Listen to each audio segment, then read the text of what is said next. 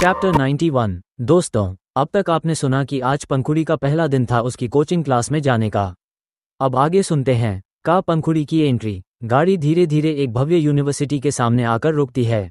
बाहर बड़ा सा बोर्ड चमक रहा था, सहारा रॉयल यूनिवर्सिटी। पंखुड़ी ने खिड़की से बाहर झांका और मन ही मन सोची, तो यही है वो यूनिवर्सिटी जहां नीट की बेस्ट कोचिंग मिलती है। कहते हैं यहाँ पढ़ने वाले 90% स्टूडेंट्स डॉक्टर बन जाते हैं।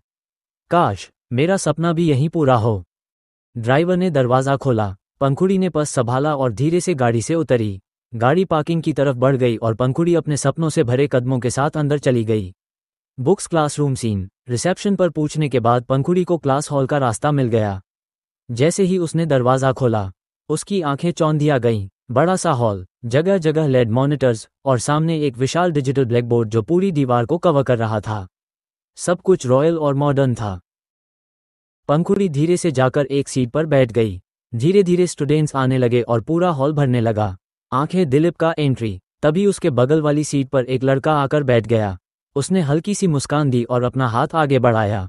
Hello, I am Dilip. Pankhuri थोड़ी असहज हुई। उसने धीरे से दोनों हाथ जोड़कर कहा, नमस्ते, मैं पंखुड़ी। इतना कहकर उसने नज़रें झुका लीं और अपनी कॉपी पेन निकालकर पढ़ाई में ध्यान लगाने लगी। लेकिन दिलीप की नज़रें बार बार पंखुड़ी पर ही टिक रही थीं। उसने देखा कि पंखुड़ी ने सिंदूर और मंगलसूत्र पहना हुआ है।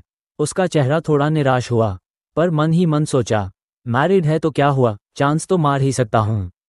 पंखुड़ी उसके अजीब से रवैये से इनकम्फर्टेबल हो गई थी। नर्तकी मन्नत का एंट्री। तभी अचानक क्लासरूम का माहौल बदल गया। दरवाजे से एक लड़की अंदर आई। पिंक कलर का क्यूट टॉप, नीचे शॉर्ट स्कर्ट, खुले बाल और हाई हील्स। उसकी चाल में एक अलग ही कॉन्फिडेंस था। क्लास के लगभग सारे लड़के उसे देखना भूल ही नहीं पा रहे थे। उसकी नज़र पंखुड़ी पर पड़ी। उसने गौर किया कि पंखुड़ी के बगल वाला लड़का बार बार उसे परेशान कर रहा है। वो हल्के कदमों से उनके पास आई और कड़क आवाज़ में बोली, एक्सक्यूज़ मी, हटो ज़रा। दिलीप ने उसकी तरफ देखा और कुछ पल के लिए जैसे जम ही गया। उसने हकलाते हुए कहा, वाई शुड आई मूव? तुम कहीं और सीट ढूंढ लो। लड़की ने ठंडी मुस्कान के साथ कहा, लगता है तुमने मेरा नाम नहीं सुना, मन्नत सक्सेना। बस नाम सुनते ही दिलीप का चेहरा उतर गया। वो समझ गया कि ये वही लड़की है जिसके भाई गुंडे माने जाते हैं। अगर इसने गुस्सा कर दिया तो उसकी शामत आ जाएगी। वो तुरंत उठ खड़ा हुआ और घबराकर बोला, नहीं मैडम, ये तो आपकी सीट है, प्लीज़ बैठिए। उसने जल्दी जल्दी सीट साफ की और भागते हुए पीछे जाकर दूसरी जगह बैठ गया। पूरा क्लासरूम हंसी से गूंज उठा। मन्नत मुस्कुराई और आराम से पंखुड़ी के पास बैठ गई। पंखुड़ी ने हैरानी से उसकी तरफ देखा, मानो सोचना चाहती हो कि ये लड़की कौन है और मेरे लिए क्यों खड़ी हुई। दोस्तों, मन्नत का यूं अचानक आना, क्या ये सिर्फ इत्तेफाक था या पंखुड़ी की जिंदगी में एक नए सफर की शुरुआत? मन्नत और पंखुड़ी की पहली दोस्ती। मन्नत पंखुड़ी के बगल वाली सीट पर आराम से बैठ गई। पंखुड़ी भी हल्की सी मुस्कान रोक नहीं पाए, क्योंकि दिलीप का डर ऐसा लग रहा था मानो उसने किसी चुड़ैल को देख लिया हो। मन्नत ने हाथ आगे बढ़ाते हुए कहा, hello, I am Mannat, and you? Pankhuri ने भी संकोच भरे अंदाज में हाथ मिलाया। Hi, nice to meet you, I am Pankhuri Roy. ये सुनते ही मन्नत थोड़ी हैरान हुई। उसने मुस्कुराते हुए कहा, ओह, तो तुम हो उस खडूस के दिल की रानी, आदित्य रॉय की पत्नी। पंखुड़ी झेपते हुए सिर हिलाती है। हाँ, लेकिन प्लीज़ ये बात किसी को मत बताना। मेरा फोटो कहीं नहीं है और अगर सबको पता चल गया तो लोग मुझे अलग नज़रों से देखेंगे। मन्नत ने उसके कंधे पर हाथ रखते हुए कहा, डोंट वरी, मैं ऐसा कभी नहीं करूंगी। और वैसे भी आज से हम दोस्त हैं। पंखुड़ी ने उसकी बात सुनकर मन ही मन सोचा, क्या कमाल की लड़की है ये, इतनी कॉन्फिडेंट, इतनी बोल्ड। क्लास का माहौल। तभी क्लास के टीचर अंदर आए और अपने इंट्रोडक्शन से पढ़ाई शुरू हुई। पूरा लेक्चर 4 घंटे तक चला। पंखुड़ी ने पूरे ध्यान से पढ़ाई की और मन्नत भी बेहद सीरियस थी। दोनों धीरे धीरे एक दूसरे को समझने लगी। क्लास खत्म होते ही भीड़ सी बाहर निकली। मन्नत और पंखुड़ी साथ साथ दरवाजे तक पहुंची। ऑनकमिंग कार यूनिवर्सिटी के बाहर। गेट पर आते ही एक लग्जरी कार मन्नत के सामने आकर रुकी। उसने पंखुड़ी की तरफ देखा और बोली, तो कल मिलते हैं, बाय फ्रेंड। पंखुड़ी मुस्कुराई और हाथ हिलाकर जवाब दिया। तभी एक और पॉश कार उसके सामने आकर रुकी। पंखुड़ी ने कहा, देखो, मेरी कार भी आ गई। वो धीरे से दरवाज़ा खोलकर अंदर बैठी, लेकिन जैसे ही नज़र सामने गई, उसके दिल की धड़कन तेज हो गई। सीट पर पहले से कोई बैठा था। वो था आदित्य रॉय। उसके चेहरे पर हल्की सी कोल्ड वाइब्स थी। पंखुड़ी थोड़ा घबराते हुए बोली, तुम? आदित्य ने अखबार से नजरें हटाए बिना कहा, क्यों, मैं अपनी वाइफ को लेने नहीं आ सकता क्या?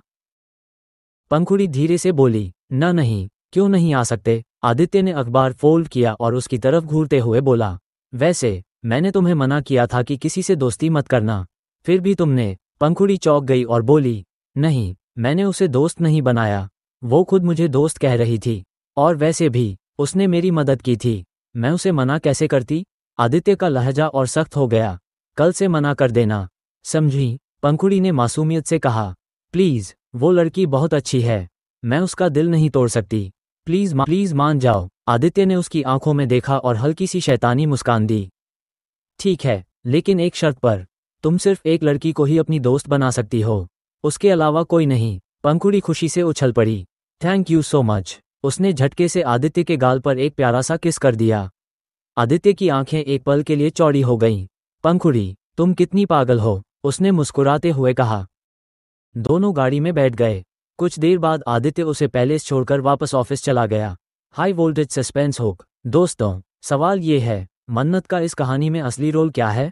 क्या वो सिर्फ एक दोस्त बनकर आई है, या पंखुड़ी की जिंदगी में एक नया मोड़ लाने वाली है? जानने के लिए जुड़े रहिए the cruel billionaire love innocent girl के अगले चैप्टर में। चैप्टर 92, दादी मन और पंखुड़ी का प्यार। दोस्तों, पिछली बार आपने सुना कि पंखुड़ी का पहला दिन कोचिंग में बहुत अच्छा बीता। अब आगे सुनिए यूरोपीय महल रॉय पैलेस का माहौल। जैसे ही पंखुड़ी पैलेस के अंदर कदम रखती है, उसे लिविंग रूम में एक प्यारा सा नज़ारा दिखता है। सोफे पर हिमांशु लेटा हुआ था, बिल्कुल थका हारा और बेचारा सा। उसके चेहरे से लग रहा था जैसे उसने कोई भारी भरकम मजदूरी की हो। उसका सर गुलाबी देवी की गोद में रखा था और वो उनसे नखरे करते हुए लगातार शिकायतें कर रहा था। जैसे ही दोनों की नज़रें पंखुड़ी पर पड़ीं, हिमांशु झट से सीधा बैठ गया और बोला, अरे भाभी, आप आ गईं। पंखुड़ी हल्की सी स्माइल के साथ उसकी तरफ बढ़ी। हाँ, आ गई, लेकिन तुम्हारी हालत इतनी खराब क्यों लग रही है? ऐसे लग रहा है जैसे सच में बहुत हार्ड लेबर करके आए हो। टीयर्स ऑफ जॉय हिमांशु के नखरे। हिमांशु ने एकदम क्यूट सा मुंह बनाया और बोला, क्या बताऊं भाभी, आज भैया ने ऑफिस में मेरी जान ही निकाल दी। इतना काम करवा रहे थे, इतना वर्कलोड था कि मैं तो बस बहाना बनाकर यहाँ भाग आया, वरना अभी भी फाइल वर्क में दबा होता। और हाँ, भाई को ये भी नहीं पता कि मैं यहाँ गायब हूँ। थोड़ी देर में वापस चला जाऊंगा। गुलाबी देवी ये सुनकर हंस पड़ी और बोली, अरे बहू, इसकी बातों पर मत जाओ, ये बस काम से बचने के बहाने ढूंढता है। हिमांशु ने तुरंत नाराजगी जताई और दादी की तरफ देखकर बोला, वाह दादी, आप कभी अपने छोटे पोते का साइड ले ही नहीं सकती। आपके लिए तो बस आपका बड़ा पोता ही सबसे प्यारा है। उसकी यह मासूम शिकायत सुनकर गुलाबी देवी और पंखुड़ी दोनों हंस पड़ीं। हिमांशु भी उनकी हंसी देखकर खुद को रोक न सका और खिलखिलाकर हंसने लगा। पूरा माहौल बहुत ही लाइट और खुशहाल हो गया। वार्निंग साइन, लेकिन एक परछाई। मगर दोस्तों, इस हंसी खुशी के बीच दीवार के पीछे कोई खड़ा था। वो पंखुड़ी को छुपकर देख रहा था। उसकी आंखों में अजीब सी चमक थी। उसने धीरे से बुदबुदाया, कितनी ब्यूटीफुल लगती हो तुम हंसते हुए। पंखुड़ी, इतनी इनोसेंट, इतनी अट्रैक्टिव। जब भी तुम्हें देखता हूँ, मन करता है कि तुम्हें अपनी बाहों में भर लूं। तुम्हारे करीब आने से ही मुझे असली मजा मिलेगा। उसके इरादे साफ तौर पर गंदे थे, मगर पंखुड़ी को इसका बिल्कुल भी अंदाजा नहीं था। वो तो बस अपनी मासूम हंसी में खोई हुई थी और सामने बैठे अपने परिवार के साथ इस खुशहाल पल का आनंद ले रही थी। मुखौटा सस्पेंस नोट। लेकिन दोस्तों, सवाल ये है, आखिर ये रहस्यमयी इंसान कौन है? क्या वो सिर्फ एक एडमायरर है, या पंखुड़ी की जिंदगी में एक नए खतरे का कारण बनने वाला है? हिमांशु अचानक खड़ा होता है और अपनी घड़ी देखते हुए कहता है, भाभी, दादी, अब मुझे ऑफिस निकलना होगा। और हाँ दादी, आज रात मैं घर नहीं आऊँगा। मेरे दोस्त का बर्थडे है, तो उसे अटेंड करना ज़रूरी है। वहीं रुकूंगा। गुलाबी देवी तुरंत गंभीर हो जाती हैं। तेरे मम्मी पापा तो बाहर गए हैं, तेरे दादाजी भी काम से बाहर हैं। अब अगर तू भी चला जाएगा, तो घर में बस मैं और पंखुड़ी ही रहेंगे। बेटा, इतना बड़ा घर है और रात भी होने वाली है। हिमांशु नखरे के साथ मुस्कुराता है। डोंट वरी दादी, भैया तो रात को आ ही जाएंगे ना, आपको टेंशन लेने की ज़रूरत नहीं है। दादी हल्की सी नाराज़ होती हैं, लेकिन हिमांशु तुरंत उनके गले लगकर कहता है, दादी प्लीज़ रूठो मत, वरना मेरा पार्टी मूड ही खराब हो जाएगा। मैं कल सुबह जल्दी वापस आ जाऊंगा। दादी भी अपने छोटे पोते के प्यारे अंदाज पर मुस्कुरा देती हैं। हिमांशु उनके गालों पर एक प्यारा सा किस करता है और कहता है, लव यू दादी, बाय। इतना कहकर वो सबको बाय करता है और ऑफिस की तरफ निकल जाता है। Raman dinner plan. हॉल में अब बस पंखुड़ी और गुलाबी देवी बची थीं। दादी ने पंखुड़ी की तरफ देखा और मुस्कुराकर बोली, तो बेटा, अब घर में हम दोनों ही हैं। तुम्हारा डिनर में कुछ स्पेशल खाने का मन है तो बता दो। पंखुड़ी तुरंत खुश होकर बोली, दादी माँ, मुझे बहुत दिनों से चाइनीज़ खाने का मन है, प्लीज़ आज चाइनीज़ बनवाए। दादी भी हंस पड़ी। ठीक है बेटा, आज हम दोनों मस्ती करेंगे।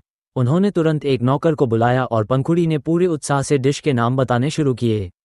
Spicy noodles, momo, paneer roll, paneer rice और वेजिटेबल सूप। नौकर सब कुछ नोट करता गया और वेटर की तरह झुककर बोला, मैडम, सब तैयार होकर लगभग 2 घंटे में आ जाएगा। पंखुड़ी ने मुस्कुराकर सिर हिलाया और कहा, परफेक्ट दादी माँ, मैं थोड़ा फ्रेश होकर आती हूँ। दूसरी तरफ इसी बीच रॉय इंडस्ट्रीज के लग्जरी कैबिन में आदित्य अपनी फाइल्स देख रहा था। तभी उसके दरवाजे पर नॉक हुआ। कमिंग, आदित्य ने कहा। दरवाज़ा खुला और उसका असिस्टेंट राहुल अंदर आया। वो थोड़ा नर्वस लग रहा था। सर, मुझे अर्जेंट कुछ रिपोर्ट करनी है, राहुल बोला। आदित्य ने फाइल से नज़र उठाई। बोलो। राहुल बोला, सर, हमारे वो क्लाइंट याद हैं जिनसे 500 करोड़ का डील फाइनल होने वाला था? आदित्य ने संक्षेप में कहा। यस, आई नो, आगे बोलो। राहुल ने गहरी सांस ली। सर, उनकी वाइफ की तबीयत अचानक बहुत खराब हो गई है। उन्हें अर्जेंटली कल मॉर्निंग फ्लाइट से जाना ही पड़ेगा, और अगर वो चले गए तो जल्दी हमें दोबारा डेट नहीं मिल पाएगी। इसलिए उन्होंने रिक्वेस्ट की है कि मीटिंग आज रात ही कर ली जाए। आदित्य का चेहरा तुरंत गंभीर हो गया। उसने राहुल को घूरते हुए कहा, तुझे पता है ना, मैं ऐसी अनप्लान्ड मीटिंग्स पसंद नहीं करता। राहुल घबराते हुए बोला, आई नो सर, बट ये अर्जेंट है। कुछ पल की चुप्पी के बाद आदित्य ने गहरी सांस ली और बोला, ठीक है, बोल दो, 1 घंटे बाद मीटिंग होगी। राहुल ने तुरंत राहत की सांस ली और बोला, यस सर, थैंक यू। फिर वो कैबिन से बाहर निकल गया। Suspense note. लेकिन दोस्तों, अब सवाल ये है, जब आदित्य अपनी अर्जेंट बिजनेस मीटिंग में होगा, तब रॉय पैलेस में सिर्फ पंखुड़ी और दादी होंगी। आखिर आज की रात किस नए मोड़ पर ले जाएगी इस कहानी को? जानने के लिए सुनते रहिए the cruel billionaire love an innocent girl के अगले चैप्टर में। Chapter 93 movie night. लगभग 1 घंटा बीत चुका था। ऊपर अपने कमरे में बैठकर पढ़ाई और सोच विचार करने के बाद पंखुड़ी धीरे धीरे सीढ़ियां उतरने लगी। उसके कदमों की हल्की सी आहट पूरे घर में गूंज उठी। नीचे हॉल की ओर आते ही उसने देखा कि दादी माँ पहले से ही सोफे पर आराम से बैठी हैं। उनके हाथों में रंग बिरंगे ऊन और बुनाई की सुइयां थीं। सुइयां चलने की टक टक आवाज़ पूरे माहौल को और भी शांत व सुकून भरा बना रही थी। दादी माँ की आंखों पर हल्की ऐनक थी, पर फिर भी उनके चेहरे की कोमल मुस्कान सब कुछ कह रही थी, मानो वो पंखुड़ी का इंतजार ही कर रही हों। पंखुड़ी तुरंत खिलखिलाते हुए उनके सामने वाले सोफे पर बैठ गई और बोली, दादी माँ, आज कोचिंग में कितना मज़ा आया, आपको सब कुछ सुनाती हूँ। इतना कहते ही उसके चेहरे पर उत्साह और चमक और बढ़ गई। फिर शुरू हुई दोनों की प्यारी सी गॉसिप सेशन। खुड़ी ने हंसते हंसते पूरा दिन बताना शुरू किया। कैसे आज क्लास में सर ने अचानक से कोई ट्रिकी सवाल पूछ लिया और सब चौंक गए। कैसे एक नए दोस्त ने मज़ेदार तरीके से जवाब दिया और पूरा क्लास हंसी से गूंज उठा। कैसे सबने मिलकर छोटे छोटे किस्से शेयर किए और नए दोस्ती के रिश्ते बने। वो हर छोटी सी बात, हर फनी मोमेंट को बड़े गेस्चर्स और एक्सप्रेशंस के साथ बताती गई, कभी आंखें बड़ी करके, कभी हाथों से इशारे करते हुए, तो कभी जोर से हंसते हुए। दादी माँ की आंखों में एक चमक थी। वो निटिंग करते करते बीच बीच में पंखुड़ी को देखते और फिर मुस्कुरा देते। वो हर बात को बहुत गंभीरता से सुन रही थीं, मानो पंखुड़ी की दुनिया ही उनकी दुनिया हो। कभी कभी दादी माँ बीच में हल्की सी सलाह भी देती, देखो, पढ़ाई में भी ध्यान रखना और दोस्तों का साथ अच्छा है, पर समझदारी से निभाना। और पंखुड़ी तुरंत हंसकर जवाब देती, अरे दादी माँ, आप टेंशन मत लीजिए, मैं सब संभाल लूंगी। उस पल में न कोई चिंता थी, न कोई बोझ, बस एक प्यारी सी दादी पोती की बातें, जिनमें स्नेह, मासूमियत और अपनापन घुला हुआ था। हॉल का कोना उस समय किसी कहानियों के छोटे से संसार में बदल गया था, जहां केवल 2 ही किरदार थे, पर दुनिया भर की बातें थीं। रात का सन्नाटा चारों ओर पसरा हुआ था। हवाओं की हल्की सी सीटी सुनाई दे रही थी। रामू अपने कमरे में अकेला बैठा था। उसकी आंखों में अजीब सी चमक थी और होठों पर एक खतरनाक शैतानी मुस्कान तैर रही थी। उसके हाथों में पंखुड़ी की तस्वीर थी। तस्वीर को देखते हुए वो धीमे स्वर में बड़बड़ाने लगा। आज का दिन, हाँ, आज ही सही मौका है। पूरा पैलेस खाली है और वो बुढ़िया, जो हमेशा पहरेदार की तरह बैठी रहती है, वो तो जल्दी ही नींद में डूब जाती है। अब कोई मुझे रोकने वाला नहीं है। वो तस्वीर को कसकर पकड़ते हुए अपनी आंखें बंद कर लेता है। आज मैं अपनी योजना पूरी करूंगा। पंखुड़ी को कोई नहीं बचा पाएगा। अचानक वो जोर जोर से हंसने लगता है, एक पागलों जैसी हंसी, जिसकी गूंज कमरे की दीवारों से टकराकर और डरावनी हो जाती है। उसकी हंसी में लालच, पागलपन और खतरनाक इरादों की झलक साफ झलक रही थी, मानो वो पहले से ही जीत चुका हो। उस पल में अंधेरे कमरे में बैठा रामू सिर्फ एक इंसान नहीं, बल्कि एक शिकारी लग रहा था, जो अपने शिकार का इंतजार कर रहा हो। सेम शिफ्ट होता है। तभी अचानक एक नौकर झुककर अंदर आया। उसके चेहरे पर बड़ी संजीदगी थी, लेकिन आवाज में हल्की सी उत्सुकता भी। वह धीरे से बोला, दादी माँ, आज रात का स्पेशल डिनर तैयार हो गया है। अगर आप चाहें तो यहीं हॉल में ही सर्व कर दूं। हॉल के कोनों में झूमर की रोशनी सुनहरी आभा फैला रही थी। बड़ी बड़ी खिड़कियों से आती ठंडी हवा पर्दों को हल्के हल्के हिला रही थी। दादी माँ के चेहरे पर हल्की सी मुस्कान खिल गई। उनकी आंखों में हमेशा वाली वही शरारत चमक रही थी। वे बोली, हाँ हाँ, क्यों नहीं, यहीं लगा दो। और सुनो, प्रोजेक्टर पर एक मूवी भी चला देना, कोई अच्छा सा हॉरर मूवी। ये सुनते ही पंखुड़ी की आंखें आश्चर्य से चौड़ी हो गईं। वो हड़बड़ाकर दादी माँ की ओर मुड़ी। Horror movie? दादी माँ, आप हॉरर मूवी देख लेंगी? दादी माँ ने अपनी झुर्रियों से भरे चेहरे पर वही पुरानी शरारती मुस्कान फैलाई और धीरे से बोली, अरे मैं कहाँ देख पाऊंगी बेटा, लेकिन तू देख लेना, मैं तेरे साथ बैठकर तेरी हिम्मत आजमा लूंगी। पंखुड़ी हंस पड़ी। उसे लगा दादी माँ अब भी बच्चों जैसी हैं, जिनकी आंखों में मजाक और दिल में प्यार भरा है। वो उत्साह से बोली, ओके दादी माँ, लेट्स डू इट। और हॉल का माहौल एकदम बदल गया। अब वहाँ सिर्फ डिनर की खुशबू और हल्की ठंडक ही नहीं, बल्कि आने वाले रोमांच की हलचल भी महसूस होने लगी थी। Dinner time. रसोई से उठती खुशबू पूरे हॉल में फैल चुकी थी। टेबल पर गर्मागर्म पनीर चिल्ली, स्पाइसी नूडल्स और सॉफ्ट डम्पलिंग्स सजाए गए थे। पंखुड़ी ने जैसे ही पहला कौर मुंह में डाला, उसकी आंखें चमक उठीं। वाह दादी माँ, ये पनीर चिल्ली तो जैसे मुंह में पिघल रहा है, कितना जूसी और फ्लेवरफुल है। दादी माँ भी चम्मच भर नूडल्स उठाकर बोलीं, अरे इस नूडल्स की तो खुशबू ही अलग है, इतना स्पाइसी और टैंगी की मज़ा ही आ गया। दोनों अपने अपने कौर खाते, फिर एक दूसरे को देखकर हंस पड़ते। बीच बीच में कोल्ड ड्रिंक की बोतल से गिलास में बर्फ डालकर सीप करती तो गले तक ठंडक का एहसास दौड़ जाता। मम, डम्पलिंग्स भी सॉफ्ट हैं और अंदर की फिलिंग तो एकदम टेस्टी। पंखुड़ी बोली, दादी माँ, आप भी टेस्ट करो। दादी माँ ने भी एक डम्पलिंग उठाकर चखा और मुस्कुराते हुए कहा, हाय राम, ये तो वाकई लाजवाब है। अब तो मैं रोज कहूंगी इसे बनवाने के लिए। दोनों के चम्मच, कांटे और हंसी की आवाजें मिलकर पूरे हॉल में गूंज रही थीं। कभी पंखुड़ी दादी माँ की प्लेट से चुपके से एक बाइट उठा लेती, तो कभी दादी माँ मजाक में उसकी कोल्ड ड्रिंक खींचकर खुद पी लेती। सिर्फ 15 मिनट में प्लेट्स एकदम साफ हो गईं, जैसे किसी ने बुफे में कंपटीशन जीत लिया हो। पंखुड़ी हंसते हुए बोली, दादी माँ, हम दोनों ने तो पूरा बुफे साफ कर दिया।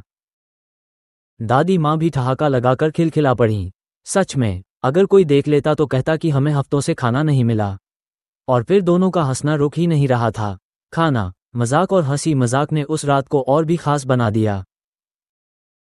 Popcorn time. Movie night. Dinner के बाद नौकर धीरे धीरे टेबल साफ करने लगा। प्लेटों की खनक खटक आवाज के बीच पंखुड़ी ने पीछे से शरारती अंदाज में आवाज लगाई, पॉपकॉर्न भी लेकर आना, और एक्स्ट्रा बटर डालना मत भूलना। नौकर मुस्कुराते हुए सिर हिलाता है और किचन की तरफ चला जाता है। करीब 5 मिनट बाद वह वापस आता है, हाथ में 2 बड़े टब लिए हुए। मक्खन से चमचमाते गर्म पॉपकॉर्न की खुशबू पूरे हॉल में फैल जाती है। जैसे ही टब पंखुड़ी और दादी माँ के हाथों में पहुंचते हैं, दोनों की आंखें चमक उठती हैं। पंखुड़ी ने तुरंत रिमोट उठाया और आंखों में शरारती चमक के साथ बोली, रेडी दादी माँ। दादी माँ ने एक मुट्ठी भर पॉपकॉर्न मुंह में डाला, आवाज निकालते हुए क्रंच क्रंच चबाया और हंसकर बोली, यस बेटा, शुरू कर। पंखुड़ी ने प्रोजेक्टर का प्ले बटन दबाया। जैसे ही स्क्रीन पर रोशनी पड़ी, हॉल की डिम लाइट और भी कोजी लगने लगी। हवा में सिर्फ पॉपकॉर्न की खुशबू, कोल्ड ड्रिंक की हल्की सी ठंडक और मूवी की आवाजें गूंज रही थीं। बड़ा सा रॉयल हॉल, जिसकी ऊंची छत पर सुनहरे झूमर टंगे थे, अब बिल्कुल बदल चुका था। वह रॉयल पैलेस का हॉल अब एक प्राइवेट सिनेमा हॉल बन गया था, जहां सिर्फ 2 दर्शक थे, दादी और पोता बहू। दोनों अपनी सीटों पर आराम से बैठी थीं, गोद में पॉपकॉर्न के टब, हाथ में कोल्ड ड्रिंक और चेहरे पर मुस्कान। कभी पंखुड़ी अचानक से जोर से हंस पड़ती और दादी माँ हैरानी से उसकी तरफ देखती। तो कभी दादी माँ किसी इमोशनल सीन पर आंखें पोंछते हुए कह देती, अरे बेटा, ये तो बिल्कुल असली जिंदगी जैसी कहानी है। दोनों का मन कहीं और नहीं था, ना पैलेस की भव्यता का एहसास, ना दुनिया की कोई चिंता, बस एक प्यारी सी फैमिली टाइम जिसकी वार्मथ पूरे हॉल में फैली हुई थी। लेकिन दोस्तों, क्या आज की यह हॉरर मूवी नाइट सचमुच सिर्फ मजाक और एंटरटेनमेंट तक ही सीमित रहेगी, या इस अंधेरे और खामोशी में छिपा है कोई नया डर? जानने के लिए सुनते रहिए the cruel billionaire love innocent girl के अगले चैप्टर में। चैप्टर 94, हंसिया चांद रात का सन्नाटा। रॉय पैलेस के रॉयल हॉल में गहरी खामोशी फैली हुई थी। बाहर से आती हल्की ठंडी हवा भारी पर्दों को हिला रही थी। उनके हिलने से कभी कभी ऐसा लगता जैसे कोई पर्दे के पीछे खड़ा है और झांक रहा है। स्क्रीन पर हॉरर मूवी चल रही थी, तेज चीखें, डरावनी परछाइयां और अचानक से आने वाले भूतिया चेहरे। पंखुड़ी और दादी माँ दोनों सोफे पर बैठे पॉपकॉर्न मंच कर रही थीं, लेकिन अब खाना भूलकर पूरी तरह मूवी में डूब चुकी थीं। अचानक स्क्रीन पर एक सीन आया। दरवाज़ा अपने आप चर चर की आवाज़ से खुलता है और एक साया अंदर घुसता है। पंखुड़ी ने घबराकर कुशन पकड़ लिया और जोर से चीखी, आ! दादी माँ इतनी डर गई कि आंखों पर हाथ रखकर बोलीं, हे भगवान, ये मैंने क्या देख लिया? लेकिन जैसे ही डर का असर कम हुआ, दोनों एक दूसरे को देखकर हंस पड़ीं। पंखुड़ी बोली, दादी माँ, आप तो मुझसे भी ज्यादा डर रही हैं। दादी माँ ने हंसते हंसते कहा, अरे, मैं तो सोच रही थी कि तुझे संभालना पड़ेगा, पर यहाँ तो मुझे ही सहारा चाहिए। फिर मूवी में अचानक तेज आवाज़ आई, खिड़की का कांच टूटने की। दोनों फिर से उछलकर डर गईं। पंखुड़ी ने तुरंत दादी माँ का हाथ कसकर पकड़ लिया। रॉयल हॉल की डिम लाइट, मूवी के डरावने सीन्स और बाहर बहती ठंडी हवा, सब मिलकर माहौल को और भी स्पाइन चिलिंग बना रहे थे। कभी दोनों डर के मारे एक दूसरे से चिपक जाती, तो कभी अचानक हंसी के ठहाके लगने लगते क्योंकि वो जानती थी कि ये बस मूवी है। उस पल रॉय पैलेस का ग्रैंड हॉल किसी रॉयल महल जैसा नहीं बल्कि एक हॉन्टेड मैंशन जैसा लग रहा था। मूवी खत्म होने के बाद, मूवी का आखिरी सीन खत्म होते ही रॉयल हॉल में फिर वही रात का सन्नाटा लौट आया। स्क्रीन पर द एंड के साथ हल्की सी लाइट चमकी और फिर अंधेरा छा गया। दोनों के हाथों में पड़े पॉपकॉर्न टब्स अब खाली हो चुके थे। दादी माँ ने गहरी सांस लेते हुए सिर पीछे टिकाया और धीरे से बोलीं, अब बहुत देर हो गई, बेटा, चलो सो जाते हैं। आदित्य भी आता ही होगा, अगर हमें जागता देख लिया तो कल फिर डांटेगा।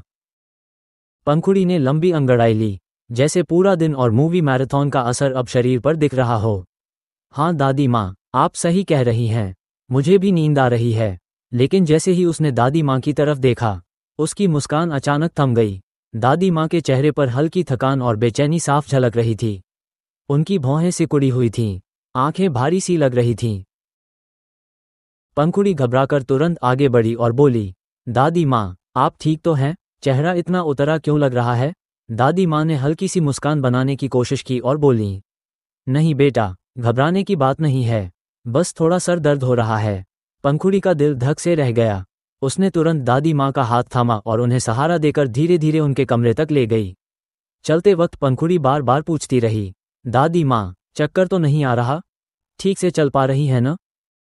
दादी माँ हर बार मुस्कुराकर सिर हिलाती, लेकिन उनकी थकी चाल सब बयां कर रही थी। कमरे में पहुंचते ही पंखुड़ी ने उन्हें आराम से बिस्तर पर बैठाया। फिर जल्दी से अलमारी खोली, दवाई का डिब्बा निकाला और एक गोली निकाल कर लाई। लीजिए दादी माँ, ये मेडिसिन खा लीजिए, अभी आराम मिलेगा। उसने पानी का गिलास भरकर दादी माँ को पकड़ा दिया। दादी माँ ने दवा खाकर गिलास वापस रखा और थकान से तकिए पर सिर रख दिया।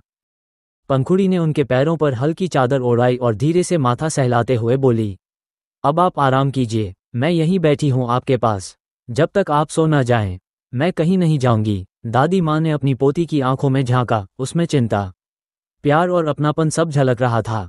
उन्होंने धीरे से पंखुड़ी का हाथ पकड़ लिया और हल्की आवाज में बोली, तुम्हारे होते मुझे किसी चीज की कमी नहीं लगती, बेटा। बेटा। फिर आंखें धीरे धीरे बंद हो गईं और नींद ने उन्हें अपने आगोश में ले लिया। पंखुड़ी चुपचाप वहीं बैठी रही, अपने दिल में एक ही ख्याल लिए, मैं दादी माँ का हमेशा ख्याल रखूंगी। उसके बाद पंखुड़ी अपने कमरे में आ गई। वहां क्लॉक पर नजर गई, रात के 12 बज चुके थे। उसने सोचा, अब तक आदित्य को आ जाना चाहिए था और उसने तो डिनर भी नहीं किया। थोड़ी देर इंतजार किया, आधा घंटा गुजर गया, पर आदित्य का कोई अता पता नहीं। पंखुड़ी ने झुंझलाते हुए उसका नंबर मिलाया, लेकिन फोन रिंगिंग पर जाता रहा। गुस्से में पंखुड़ी बड़बड़ाई, इस खडूस कुमार के लिए मैं यहाँ इंतजार कर रही हूँ और इसे फ़ोन उठाने की भी फुर्सत नहीं। काम का पागल। थककर आखिरकार वह लेट गई। नींद की झपकी आ गई। आकाशगंगा रात के 2 बजे। धीरे धीरे उसकी आंखें खुलीं। उसने बाजू में देखा, आदित्य अभी तक नहीं आया था। उसका गला बहुत सूख रहा था। टेबल पर नजर गई, पानी का ग्लास और जग दोनों खाली थे। पंखुड़ी ने सोचा, ओह नो, मुझे नीचे किचन तक जाना पड़ेगा। आज हॉरर मूवी देखकर मुझे जाना ही नहीं चाहिए था। अब तो हर शैडो भूत लग रही है। लेकिन प्यास इतनी तेज लगी थी कि वह रुकी नहीं। पंखुड़ी की वॉक टू किचन। रात के उस गहरे सन्नाटे में चारों ओर अंधेरा पसरा था। कमरे में केवल घड़ी की टक टक आवाज सुनाई दे रही थी। पंखुड़ी ने धीरे से मोबाइल उठाया और टॉर्च ऑन की। उसकी हल्की सी रोशनी कमरे की दीवारों पर अजीब सी परछाइयां बनाने लगी। धीरे धीरे उसने दरवाजा खोला। चर्र, दरवाजे की हल्की आवाज ने उस खामोशी को चीर दिया। जैसे ही वो कॉरिडोर में पहुंची, लंबी और खाली गलियारे की खामोशी ने उसके मन में डर और बढ़ा दिया। हर कोने में अंधेरा घना लग रहा था, मानो वहां कोई छुपा हो। उसके कदमों की टप टप आवाज मार्बल की फर्श पर गूंज रही थी। धीरे धीरे सीढ़ियां उतरते हुए वह किचन तक पहुंची। हर सीढ़ी पर उसे ऐसा लग रहा था जैसे कोई उसकी ओर देख रहा है। उसका दिल जोर जोर से धड़क रहा था। किचन में पहुंचकर उसने जग उठाया, ग्लास में पानी डाला और एक लंबा घूंट भर लिया। गले से पानी उतरते ही उसे थोड़ा आराम महसूस हुआ। उसने गहरी सांस ली और जग को भरकर वापस रखने लगी। लेकिन तभी भूत जैसे ही वो जग लेकर बाहर निकली और सीढ़ियां चढ़ने लगी, अचानक पीछे से किसी ने उसका हाथ कसकर पकड़ लिया। पकड़ इतनी जबरदस्त और ठंडी थी कि उसकी सांस अटक गई। मोबाइल की टॉर्च कांपने लगी और रोशनी दीवारों पर डगमगाने लगी। पंखुड़ी का पूरा शरीर कांप उठा। उसकी आंखें डर से फैल गईं और होंठ कांपने लगे। उसका दिल इतनी तेजी से धड़क रहा था जैसे छाती से बाहर निकल जाएगा। वो छूटने के लिए हाथ झटकने लगी, लेकिन पकड़ और मजबूत होती जा रही थी। उसके कानों में सिर्फ अपनी धड़कन और कॉरिडोर की खामोशी गूंज रही थी। और फिर पंखुड़ी ने अपनी पूरी ताकत लगाकर चीख मारी। उसकी चीख पूरे रॉयल पैलेस के हॉलवेज में गूंज उठी, मानो दीवारें भी डर के मारे कांप गई हों। और आगे क्या होगा? क्या ये किसी घर के नौकर की हरकत थी, या पैलेस की दीवारों में छिपा कोई ऐसा राज है जो अब सामने आने वाला है? जानने के लिए सुनते रहिए the cruel billionaire love innocent girl के अगले चैप्टर में। चैप्टर 95। रात का सन्नाटा। महल की दीवारें खामोशी में और भी भारी लग रही थीं। पंखुड़ी हाथ में पानी का जग लेकर धीरे धीरे सीढ़ियां चढ़ रही थी। उसके दिल की धड़कन तेज थी। हर कदम पर उसे लग रहा था जैसे कोई उसे देख रहा हो। लेकिन तभी अचानक किसी ने पीछे से उसका हाथ कसकर पकड़ लिया। पंखुड़ी चीख उठी। उसके हाथ से जग फर्श पर गिरकर टुकड़ों में बिखर गया। हवा में शीशे के टूटने की तेज आवाज गूंज उठी। कांपते हुए उसने मोबाइल की टॉर्च सामने की ओर देखा। वो रामू था, घर का नौकर। पंखुड़ी ने गुस्से और डर से कांपती आवाज में कहा, तुम्हारी हिम्मत कैसे हुई मुझे छूने की? रामू का असली चेहरा। रामू ने झटके से पंखुड़ी को अपनी ओर खींच लिया। उसके दोनों हाथ मोड़ दिए, जिससे पंखुड़ी दर्द से कराह उठी। वह नीच हंसी के साथ बोला, मैडम, आपको अपनी बाहों में लेने की बहुत इच्छा थी। आज मौका मिला तो रोक नहीं पाया। आप इतनी सुंदर हैं, जैसे कोई हूर की परी। उसके गंदे हाथ पंखुड़ी के शरीर की तरफ बढ़ने लगे। पंखुड़ी ने छूटने की कोशिश की, पर उसकी पकड़ बहुत मजबूत थी। तभी पंखुड़ी बहादुर से रामू के गाल में जोरदार थप्पड़ मारती है और उसे धकेल कर भागने लगती है। पर जो कांच का के टुकड़े पंखुड़ी को पैर में लग जाते हैं, उसे दर्द होता है, तो भी वह भागने लगती है। रामू को भी बहुत गुस्सा आता है और वह भी पंखुड़ी के पीछे भागने लगता है। पंखुड़ी के पैर में कांच लग जाने के कारण वह अच्छे से भाग नहीं पाती। इसका फायदा उठाकर रामू उसे जल्दी पकड़ लेता है और उसे नीचे धकेल देता है और फिर नीचे झुककर उसे जबरन किस करने का कोशिश करता है। पंखुड़ी जोर जोर से चिल्ला रही थी, पर दादी माँ दवाई के कारण गहरी नींद में सो रही थी। पंखुड़ी आदित्य आदित्य भी बोल रही थी। रामू को बहुत गुस्सा आ रहा था। पंखुड़ी उसका दिमाग खराब कर रही थी।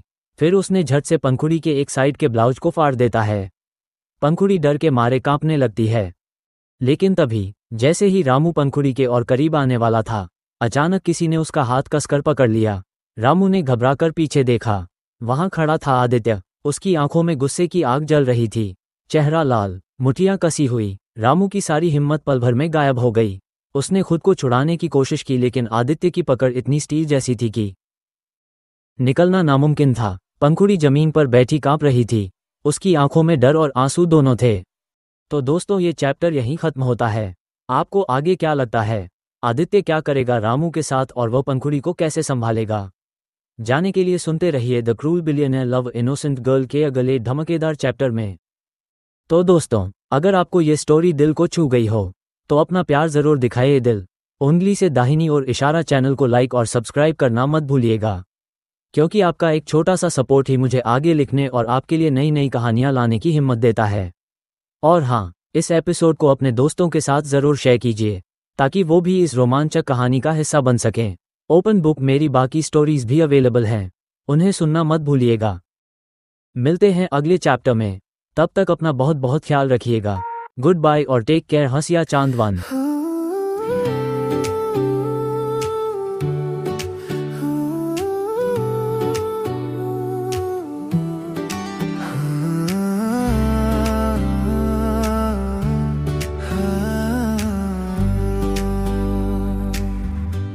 धड़कनों की गूंज है, आंखों में एक नूर है, रास्ते मिल जाए जब तू मेरे दूर है।